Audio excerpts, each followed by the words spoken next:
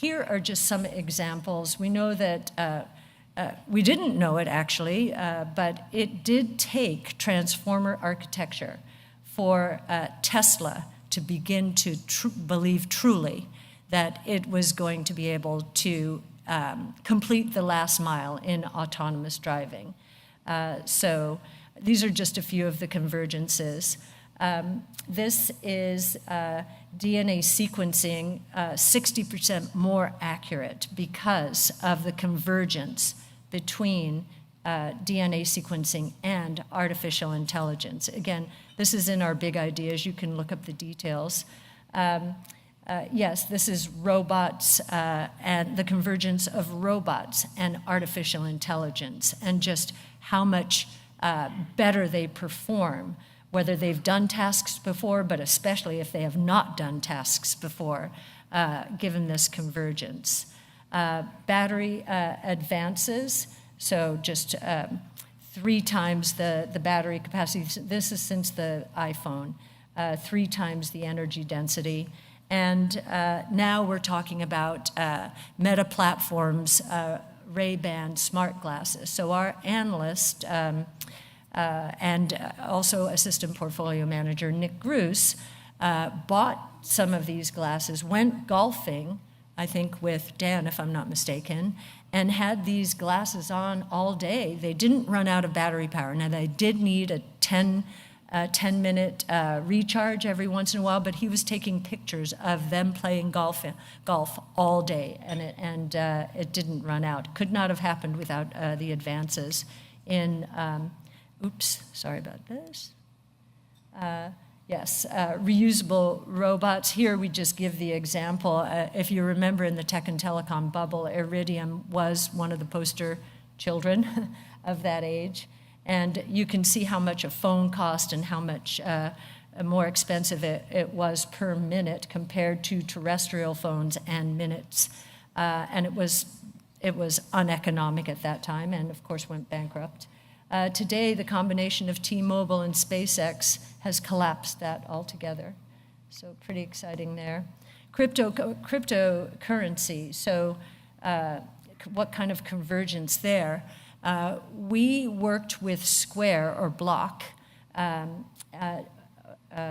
couple of years ago on a report which showed that if you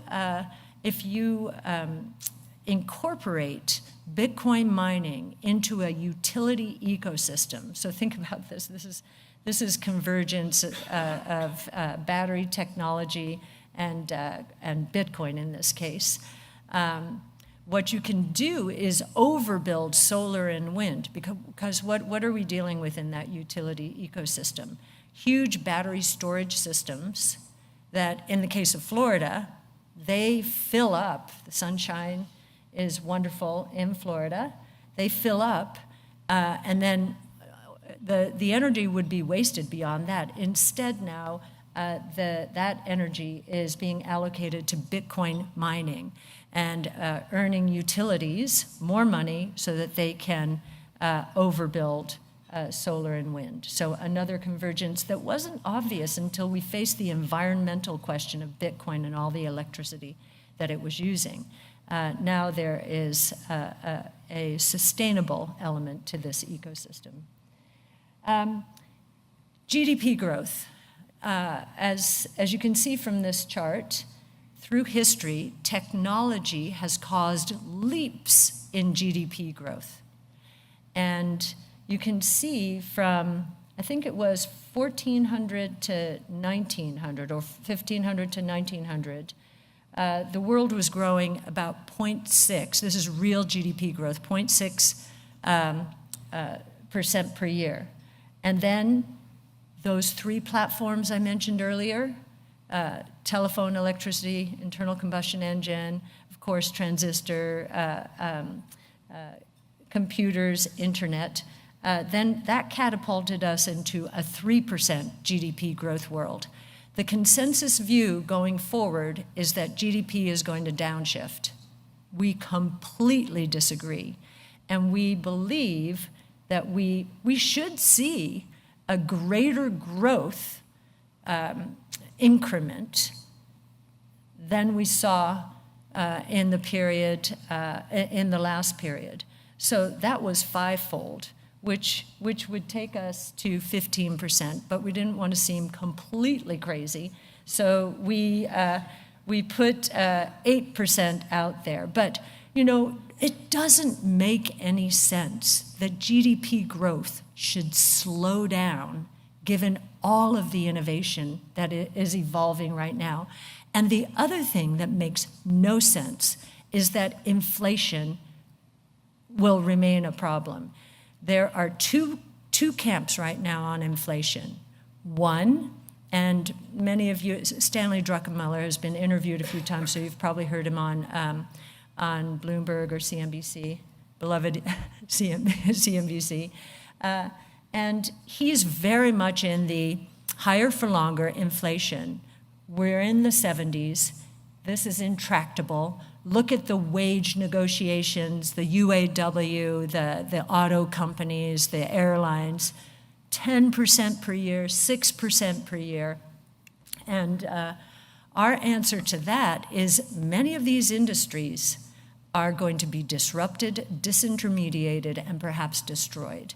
And so what will happen is that those wage gains will end up crushing margins. This is not going to be pushed through into inflation. If anything, we believe that we're going to enter a period of deflation. Now, I know deflation sounds scary. It sounds scary because of 08-09. Everyone was talking about a deflationary bust back then, and it was horrifying, and you know, it was terrifying in many ways because there was almost a complete financial meltdown. That's not what we're talking about right now. There's good deflation and there's bad deflation. I just gave you an example of what bad deflation will be. Companies that have not invested aggressively enough to move into the new age, and they're going to be disrupted, creative destruction. The good deflation is what I described before, those learning curves causing cost declines, which are passed through to prices, which will cause booms, absolute booms in these technologies and in productivity. And the virtuous cycle that we're going to see is going to be astounding. Now, many of you know that CNBC has called me Crazy Kathy. And you may think that now too, but we really believe what I just said because we're doing the research. We're doing the research that very few people out there are doing because they just don't believe it. They don't believe it. And they also don't believe you should do much from the top down. And that became a kind of the mantra as I was growing up in the business. In the old days, most portfolio managers had macroeconomic backgrounds, and they did think top down. Then we went into this bottom-up world. You can't think top down. That'll get you thinking crazy thoughts like this. And that's why there is the psychology out there. But I believe that truth will win out. And, you know, we got our first taste of this. We've gotten two big tastes of it. And JD, Steve's son, is in the audience, I believe. And during the pandemic, a lot of young people were stuck at home, and they discovered the stock market, and they discovered ARK, actually, that way. And we were talking a lot about Bitcoin and Tesla and innovation generally, but those two really resonated with the young people. And we couldn't, and they ended up performing spectacularly because this concept of, in the case of Tesla, super-exponential growth is starting to play out, especially now that other auto manufacturers are pulling out, and because of all of the advances in AI that are going to take it into the autonomous world. And in the case of blockchain technology, and this is where I'll end, I met George through my teacher, professor at USC, and mentor and now dear friend, Art Laffer. And Art is 83 years old. And in 2015, we asked Art if he would co-author or just collaborate with us on a paper having to do with this thing called Bitcoin.